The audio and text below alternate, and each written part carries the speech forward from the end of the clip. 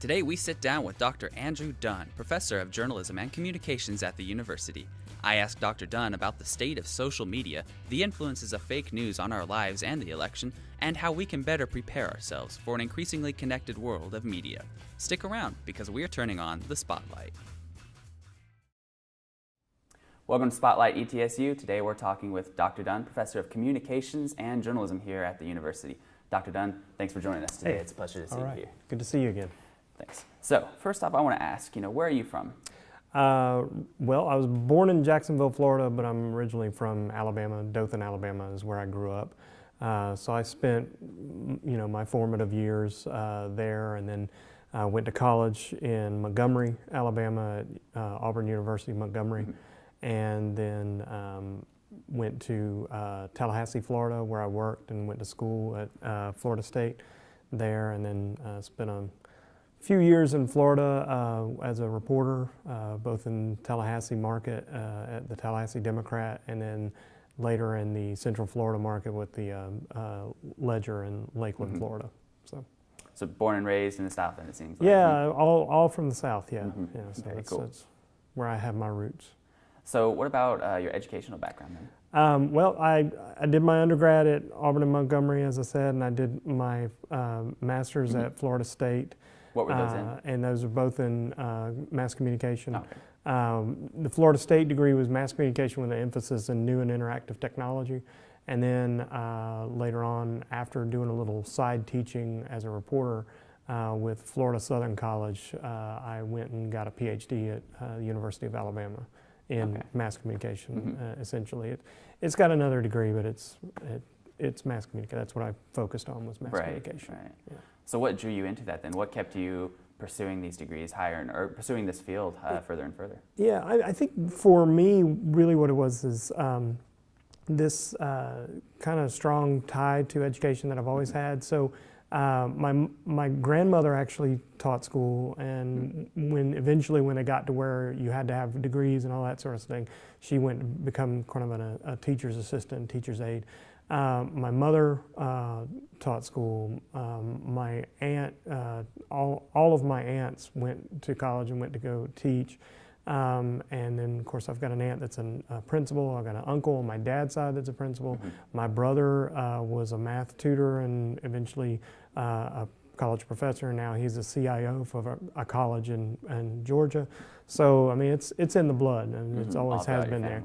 Yeah, but I was dead set against being a teacher when I went to college. I said, I'm not going to do that.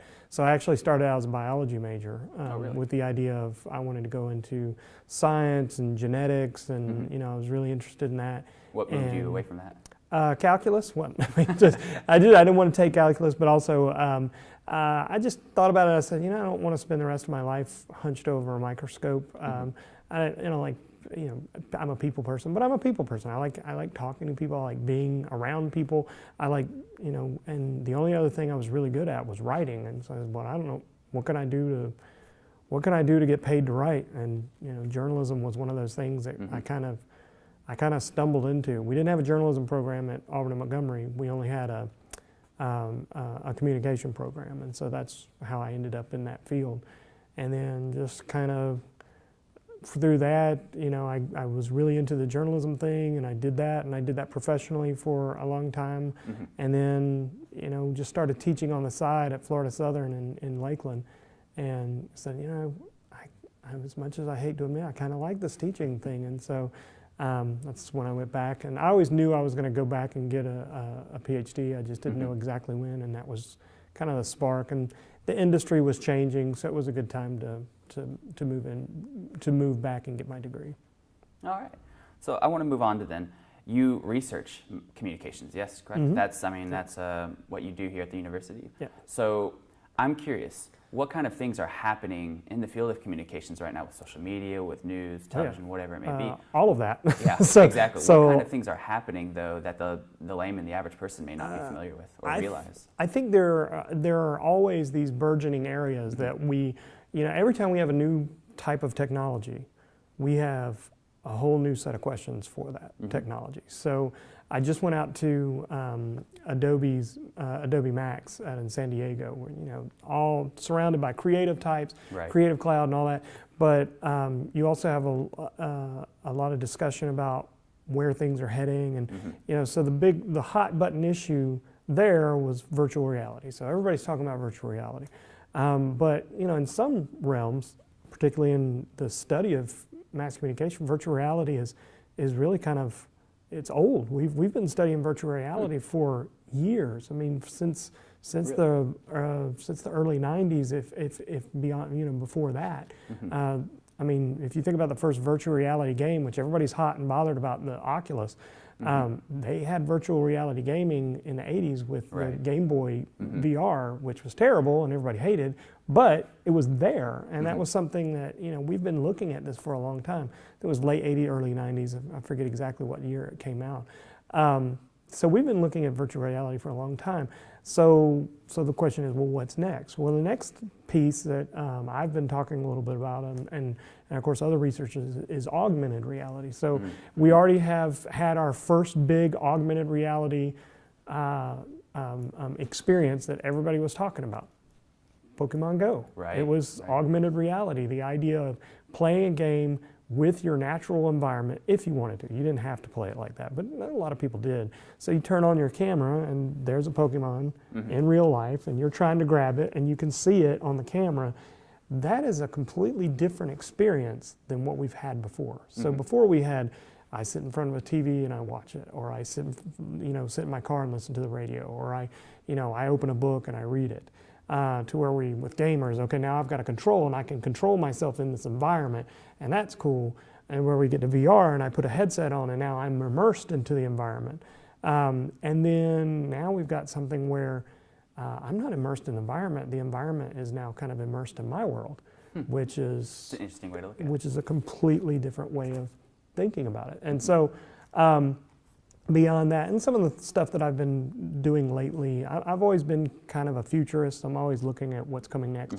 And so we've been talking about, what's the next step after augmented reality? Well, I have this book chapter I wrote called Polyreality, where we talk about this idea of having more than one reality. And so if you think about it, the example I use in my discussion was this idea of superheroes and the idea of Harry Potter and things like that being very realistic for kids today. I mean, it used to be, I got up on Saturday mornings, I watched cartoons, and that was pretty the extent of it. And then we got video games, and that was cool, but they didn't really look like video. Now you can go to Universal Orlando, and you can have a Harry Potter experience. You can walk, in the city, and you can go to the wand shop and you get to have the wand experience. I mean, all of that is both real and not. It's all happening to a kid and it's real, but of course it's make-believe. But at what point do we start blurring those lines? And for a kid who just went into the wand shop and got their wand, that's a pretty real experience. Of course, it doesn't do what the stories do, but that gives me the question, though, of when you say where does that line blur, especially in future technology, where technology becomes so advanced that toys that would have been magical to somebody in the 50s become simple toys you buy at Walmart. So it's like, in the future, where does that line blur? And when you talk about Harry Potter and, where technology gets advanced, where, of course, you can't do what Harry Potter does, but you can do things that are even more and more like the things you could do in Harry Potter. And of course, now we have lots of technology with hands-free technology and things like that, where, it's kind of cool what what we can do if you think about what Amazon, Lexus, and all those kind of things that are available. But also, we even have a remote control that's also a wand that will do things. So there are some extensions of that. That media world, and that's what people have a very narrow understanding of what media is. When people say the media, they typically think, well, okay, the news or Fox News or MSNBC, that's not the media. The media is everything that you do that's not face-to-face. It's mediated communication. So if you're watching a movie, if you're experiencing characters at a theme park, if you're playing a virtual reality game, if you're catching Pokemon on the grounds, I mean, that's all media. It's all mediated experiences. The real question, though, is when we start to remove the barriers that media put up, what do we have then? And that's where we kind of got the idea of maybe a poly-reality or polymediation, as some of my colleagues were talking about. It's, you have polymediation, but what comes after that might be poly-reality. Is it, well, what happens when I don't even see the media anymore, like a contact lens? I mean, we have contact lenses right now that can do quite a bit of technology just built into the contact lens. Obviously, it's not something everybody's wearing right now, but sure, of course. Eventually, we get to that point where you don't even see the media anymore, but you can still have that reaction. So what are some concerns that aren't raised by that? I'm curious about. Oh, there's always in the realm of ethics, and morality, and law. What's Yeah. the next big thing that researchers Everything. are looking at? Everything we've talked about with any other form of media, we still have privacy issues. So when you talk about the Google Glass, if I put on a pair of glasses that can record anything anywhere I go, it's a little bit different because people might not know that they're being recorded. Of course, they're in public, so that you can't claim that you're private. More of an ethical concern, though. But you could be in some other cases where someone expects to be private, but you have your Google glasses on, right? And so that's one of those areas where we look at. We always concerned about, we always think about this double-edged sword, right? Every time we have a new media or new technology, we think about what are the pros and what are the cons. And they're always there. They're always discussed. And of course, if we have these kind of walls where we tear down of what's real and what's not, then you have these questions of, are we in a post-factual society where facts don't matter and you can create your own reality and none of it matters? Of course, that's probably taken it a little too far, but there are other concerns. With all this automation, all this technology, what happens to the work that we all do? If I can get, right now you've got people working cameras. If I can get a robot to do that work, then that puts two people out of a job. And those are very real concerns that we have. Is that Definitely.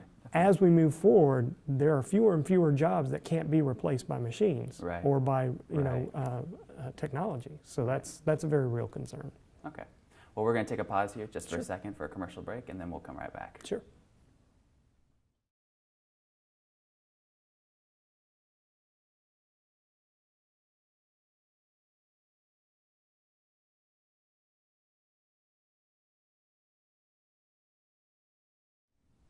All right, well, thanks for sticking around with us.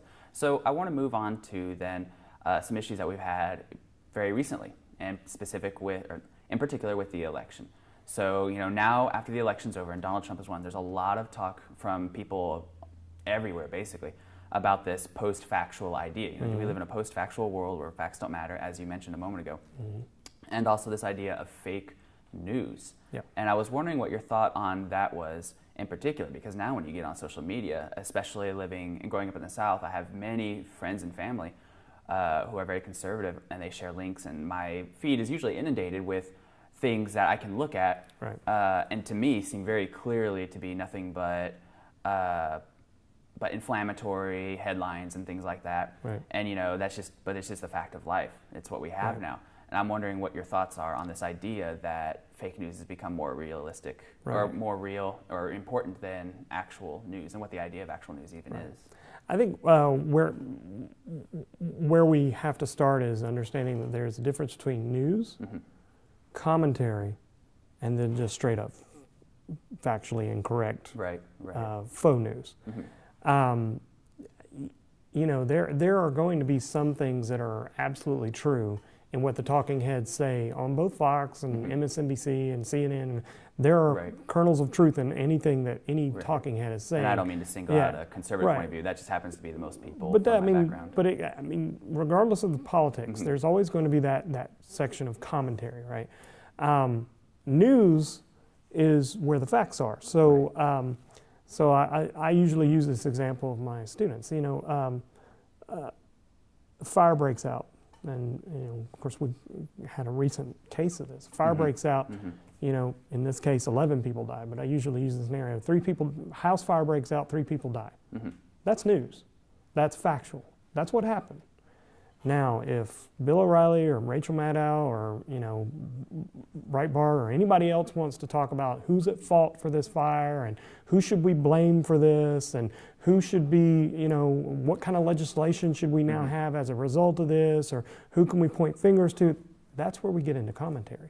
The news is still 3 people dead, there was a fire. 11 people dead in the Sevier County fires. That's fact. But of course, we had to amend those numbers, right? At first it was 3, and then it was 7, and it was 10, and it was 11. Well, more facts come in. We change the story. We have to add to it. Where we get into problems is in the fake news area, is that people are making, joke news sites, and some of them actually have legitimate, trackbacks and things like that. We have people who are, for lack of a better term, news comedians like Andrew Barowitz and online, or The Daily Show or Colbert, people like that, who are making jokes with the news and obviously distorting the truth, oftentimes for humorous effect. The Onion being the prime example, and a lot of people pick that up and take it as gospel. And we have a phenomenon that happens in media known as the sleeper effect, where you will hear something and you might even at the time think, well, that's ridiculous, that can't be true, but it gets stuck in your head, and 6 months from now you may toss that out as fact. Later, even though you thought it was BS before, you toss that out as fact now because you've forgotten where you heard it. So it has a sleeper effect. It sticks in your brain, and then suddenly it becomes part of your. And so people have this natural tendency to do that. And so as a result, that's how urban legends get started. That's how, people just remember false facts.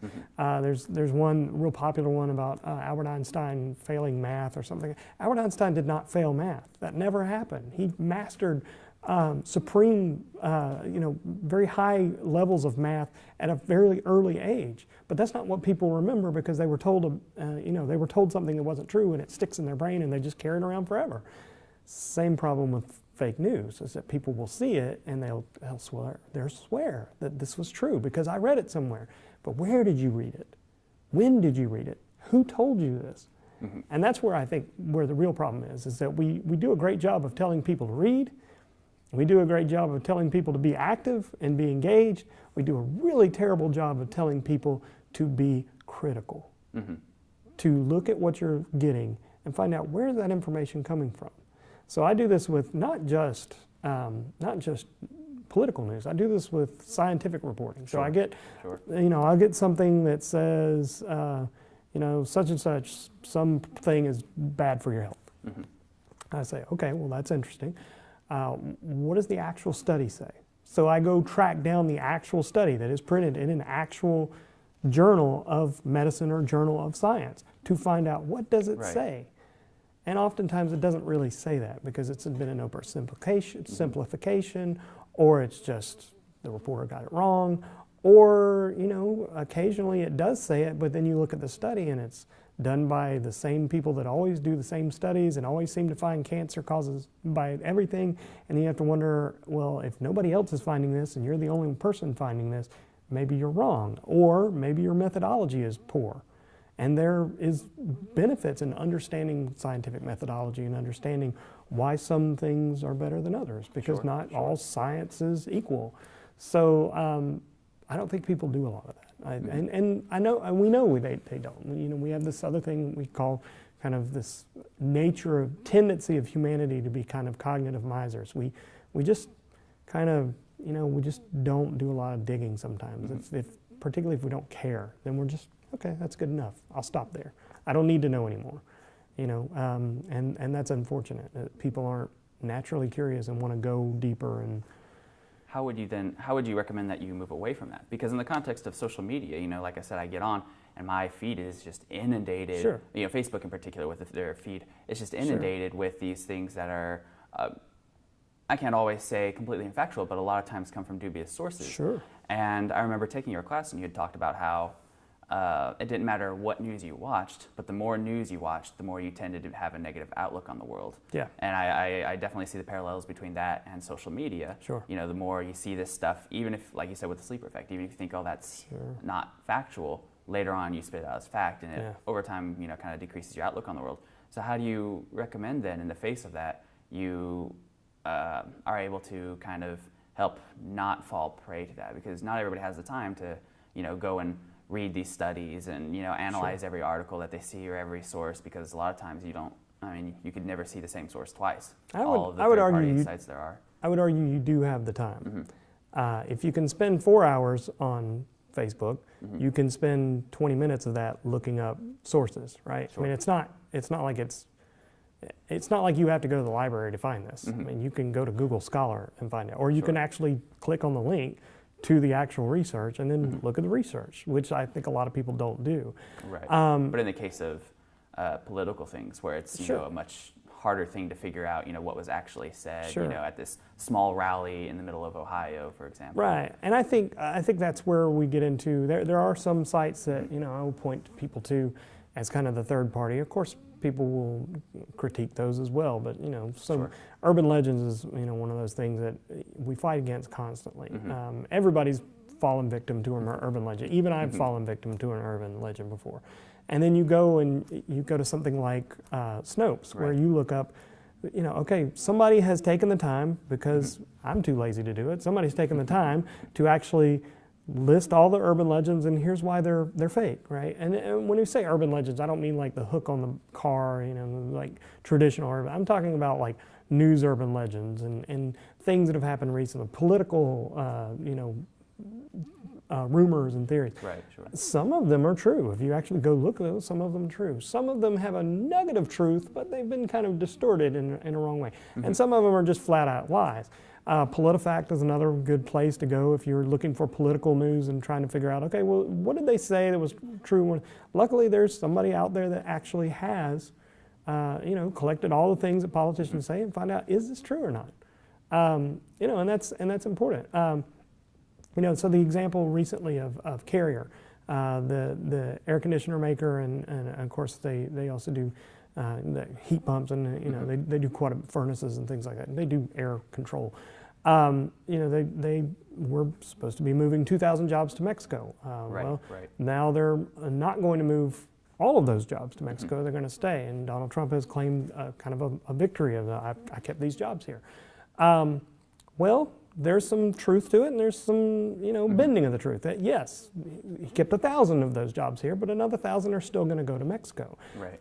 So you know, it depends on how you want to frame the story, right? If I frame it as in look how well I've done, I've saved half these jobs. Well, that's one frame. Or the other thing is, well, you only saved half the jobs, and half of them are still going to Mexico. What happened? You said no jobs are going to go to Mexico.